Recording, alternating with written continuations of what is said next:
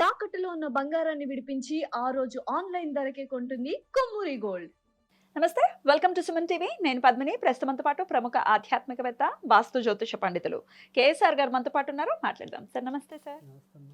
Sir ఒక్కొక్క భావం గురించి కూడా మీరు ఎక్స్‌ప్లెయిన్ చేస్తూ ఉన్నారు. ఒక జన్మ కుండలిలో ఖచ్చితంగా ఉన్నటువంటి 12 భావాలు కూడా వాటి వాటి వ ఏవైతే పోర్ట్‌ఫోలియో ఉందో చాలా యాక్యురేట్‌గా ఖచ్చితంగా అవి చేసేస్తూ వెళ్ళిపోతాయి. ఎంత చక్కగా క్రియేటర్ అద్భుతంగా క్రియేట్ చేసి పెట్టాడు సార్. రైట్. ఆయన క్రియేషన్‌కి hats off. Right. 10th house డెఫినెట్‌గా కర్మస్థానం అని చెప్తూ ఉంటారు. మనం చేసేటటువంటి వృత్తి అని చెప్తూ ఉంటారు. మన పని అన్నీ కూడా 10th హౌస్. ఇంకా ఏమేమి ఉంటాయి 10th హౌస్‌లో ఒకసారి చెప్పండి? 10th హౌస్‌లో ఉండేటటువంటి గ్రహాలు ఆ జాతకుడి మీద ఎటువంటి ఫలితాన్ని ఇస్తూ ఉంటాయి? ఒకవేళ ఇబ్బంది పెట్టేటటువంటి పరిస్థితి ఉంటే 10th హౌస్‌ని ఎట్లా మాలిఫిక్‌గా ఉంటే దాన్ని బెనిఫిక్‌గా ఎలా మార్చుకోవచ్చు? ఇవన్నీ ఒక్కసారి మీ ద్వారా సార్. తప్పకుండా. ఏదైతే మనకి అంటే దీన్ని ఏమంటాం జ్యోతిష్య పరిభాషలో అయితే కనుక రాజ్యభావం అంటాం. రాజ్యభావమా? అంటే మనం రాజ్యాలు ఏలమా అనేది అక్కడ అది డిసైడ్ చేయటం అనేది ఉంటుంది. పని చేస్తే రాజ్యం ఏలటం అనేది ఉంటుంది. సో ఎలాంటి పనులు చేస్తే ఎలాంటి ఆ! రాజ్యాలు ఏలతాం అనేది ఉంటుంది. ఆ! సో అందుకని దాన్ని రాజ్యభావంగా చెప్పుకోవటం అనేది జరిగింది. తర్వాత రెండోది మనం మామూలుగా వాడుకబాటలో అయితే కనుక దశమ భావం అంటున్నాం. అంటే 10వ భావం ఏదైతే ఉంటుందో దాన్ని మనం దశమ భావం అంటాం. తర్వాత దశమ గ్రహంగా ఎవరిని పేర్కొంటాం? మాంది గ్రహాన్ని కదా! ఓకే. నేననేది జన భాషలో చెప్పాలంటే ఇంటి అల్లుడిని చెప్తాం. కదా!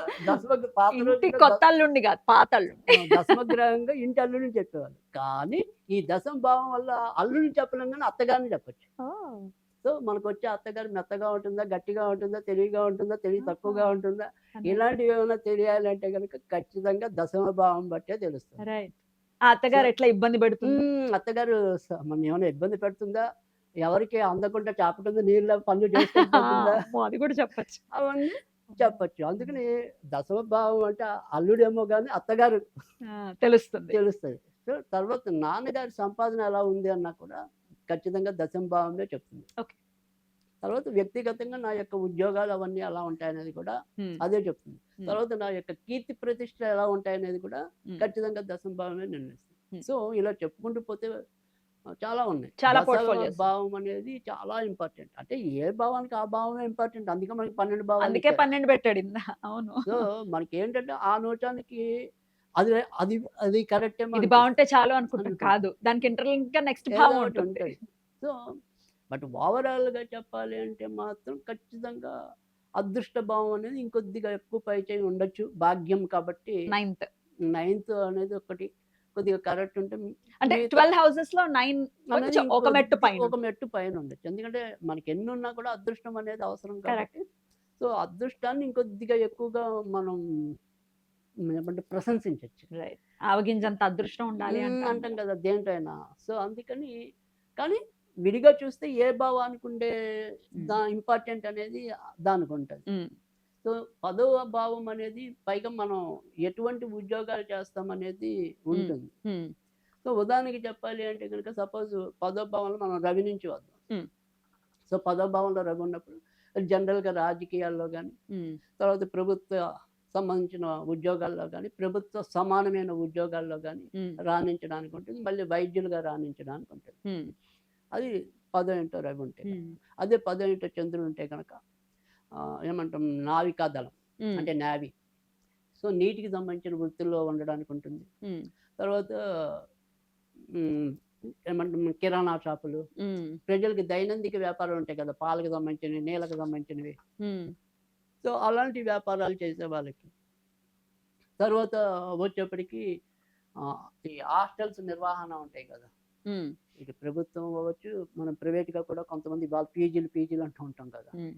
సో పీజీ పేయింగ్ గెస్ట్ లాగా. హ్మ్. అలాంటి హాస్టల్స్ నిర్వహణకు కూడా చంద్రుడు బావుంటాడు. చంద్రుడు. హ్మ్. సో అందుకని పదో ఇల్లు అనేది కాకపోతే చంద్రుడైనప్పుడు జనరల్‌గా ఒకే వృత్తికి కట్టుబడి ఎక్కువ ఉండలేం చంచలంగా. సాధారణంగా. హ్మ్. సో చంచలంగా. కొన్నాళ్ళు చేసి మళ్ళీ వదిలేయటం, కొన్నాళ్ళు చేసి ఇంకోటి వదిలేయటం అలా ఉండొచ్చు. సో స్టెబిలిటీ పదో ఉండదు. భావం అనే దాంట్లో చంద్రుడు ఉంటే కొద్దిగా స్టెబిలిటీ తక్కువుంటది. రైట్. తర్వాత కుజుడు ఉంటాడు. హ్మ్. అదే పదో భావంలో కుజుడు ఉంటే గనక సాధారణంగా రక్షణ శాఖలో హ్మ్. బాగా రాణించడానికి ఉంటుంది. జ్యోతిష్య రంగంలో కూడా హ్మ్. రాణించడానికి అవకాశం ఉంటుంది. హ్మ్. తర్వాత ఎక్కడైనా సరే మనం శారీరక శ్రమ ఎంతో కొంత చేయవలసిన వృత్తుల్లో కూడా ఉమ్, వీళ్ళు ఎక్కువ రాణించడానికి ఉంటుంది. ఉమ్, సో కుజుడు ఉంటే కనుక. ఉమ్, తర్వాత పాత మనం ఏమంటాం ఈ రైతులు వాళ్ళు కూడా కుజుడు వల్లే ఉంటుంది. అంటే ఉమ్, భూ సంబంధించిన వృత్తుల్లో ఉండాలన్నా కూడా ఉమ్, కుజుడు వల్లే అవుతుంది. అది 10వ ఇంట్లో కుజుడు ఉంటే కనుక. అదే 10వ ఇంట్లో బుధుడు ఉంటే కనుక. ఉమ్, కానీ అదే బుధుడు ఉంటే కనుక చాలా పోర్ట్ఫోలియోలు ఉన్నాయి. ఉమ్. సో అవునా? అది కొద్దిగా బుధుడు అయితే ఇబ్బంది ఉంటుంది. ఇబ్బందా?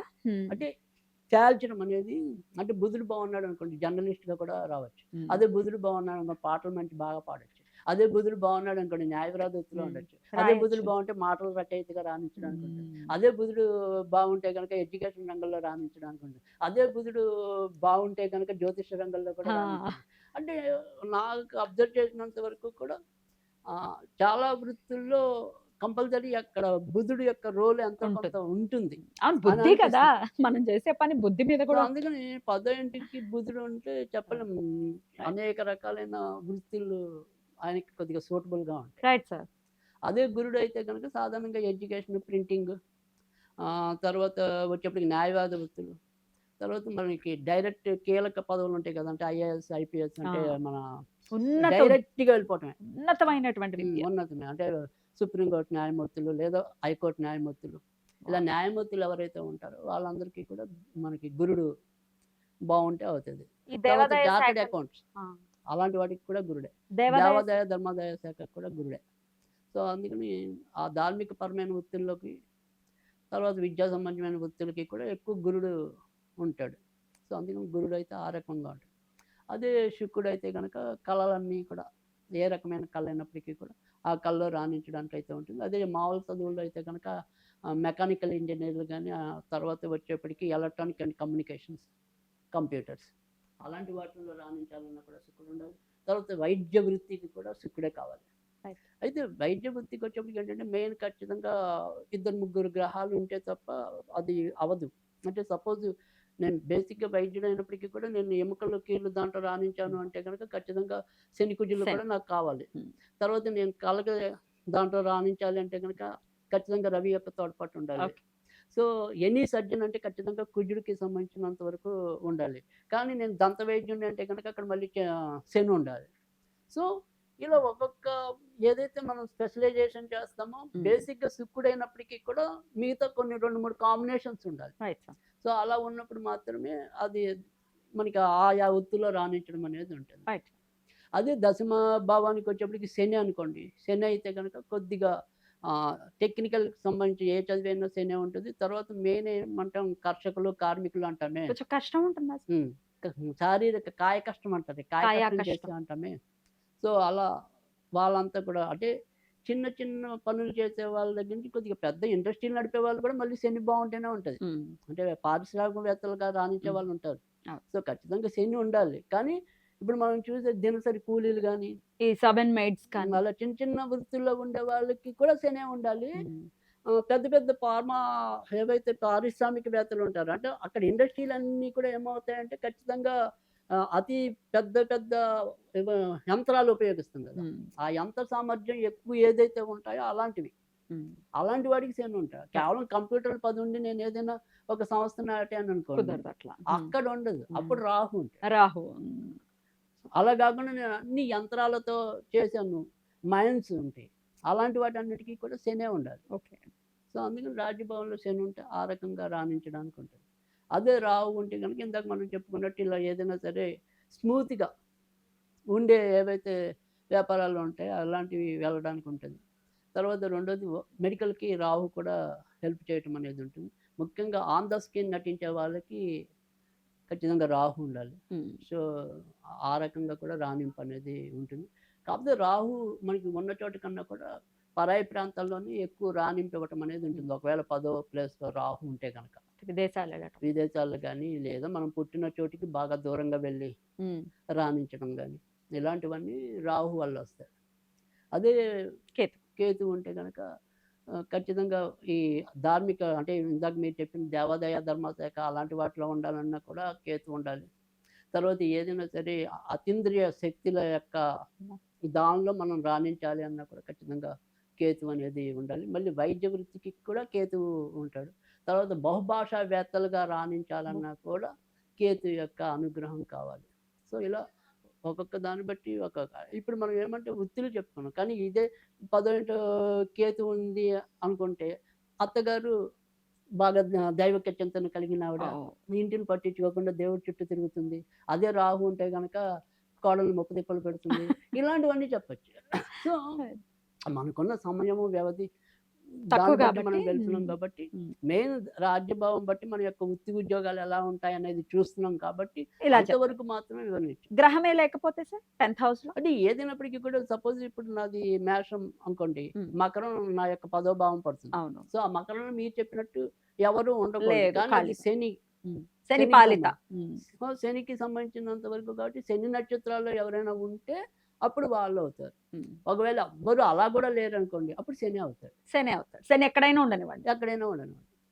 రైట్. అద్భుతం సార్, చాలా చక్కగా తెలియజేశారు. అయితే ఇప్పుడు మరి రెమెడీ కూడా చెప్పండి. ఇట్లా మీరు అన్నట్టుగానే పాప భూయిష్టంగానే ఉంది ఆ హౌస్ అని అంటే కనుక ఎటువంటి రెమెడీస్ చేసుకోవాల్సి ఉంటుంది? సో ఎప్పుడైనా సరే వృత్తి ఉద్యోగాలు బాగుండాలి అనుకుంటే అది ఏ తరహా ఉద్యోగమైనా సరే ఖచ్చితంగా సూర్యుడి ఆరాధన అనేది మనకి చాలా మేలు చేయటం అనేది అద్భుతం. ఉంటుంది. Hmm. సో సూర్యుడు బాగుంటే ప్రభుత్వ ఉద్యోగం అనే కాదు, మనం చేసే వృత్తి ఉద్యోగాల్లో మనకి ఖచ్చితంగా గౌరవ మర్యాదలు కానీ అభివృద్ధి కానీ కావాలంటే అది ఖచ్చితంగా సూర్య అనుగ్రహం. ఆరోగ్యమైనా సరే, సరైన ఉపాధి అయినా సరే, ఆ రెండు కూడా సాధారణంగా సూర్యుడి వల్లే మనకి లభించడం అనేది ఉంటుంది. సో అందుకని సూర్యారాధన అంటే కనుక ఖచ్చితంగా మనం ఏంటంటే అప్పుడప్పుడు ఆదివారాలు కుదిరినప్పుడు కొద్దిగా గోధుమ రవ్వ, పంచదార ఏదైనా సరే చెట్లు మొక్కలకి అలా వేస్తూ ఉండటం. లేదా మీకు చీమలు వచ్చే చోట కానీ, పక్షులు వచ్చే చోట కానీ ఉంటే కనుక ఎస్పెషల్లీ వాటికి వేస్తే కనుక ఇంకా తొందరగా పనిచేయడానికి ఉంటుంది. అలాగే ఒకవేళ చదువుకోగలిగితే మాత్రం నిత్యం సూర్యాష్టకం చదువుకుంటే కనుక చాలా మంచి ఫలితాలు ఉంటాయి. అదే లేదు చిన్న సింపుల్గా ఏదైనా చదువుకోవాలి అనుకుంటే కనుక ఓం ఆదిత్యాయ విద్మహే సహస్రకిరణాయ ధీమహి తన్నో సూర్య ప్రచోదయాత్ అని సూర్య గాయత్రిని ప్రతిరోజు 10 సార్లు చదివితే ఖచ్చితంగా సూర్యానుగ్రహం లభిస్తుంది. అద్భుతం సార్, చాలా బ్యూటిఫుల్ గా ఎక్స్ప్లెయిన్ చేశారు సార్. ఖచ్చితంగా వృత్తిపరమైనటువంటి ఇబ్బందుల్లో చాలా మంది ఉన్నారు. అందున వరల్డ్ అంతా కూడా రెసెషన్ తో బాధపడుతోంది, యుద్ధంతో ఇబ్బంది పడిపోతుంది. ఉద్యోగం అనేది చాలా అన్సర్టనిటీ ఎక్కువైపోయింది Right. ఉద్యోగానికి సంబంధించి. రైట్. ఉన్న ఉద్యోగాన్ని గౌరవిస్తూ ఈ జీతం ఇచ్చే ఓనర్ ని తిట్టకుండా కొంచెం గౌరవప్రదంగా ఉంటే ఉద్యోగం కూడా మనల్ని గౌరవిస్తుంది. ఈ Right. సందర్భంగా దీన్ని మనవి చేస్తూ రైట్ సార్, చాలా బ్యూటిఫుల్ గా ఎక్స్ప్లెయిన్ చేశారు సార్. కృతజ్ఞతలు. నమస్కారం సార్.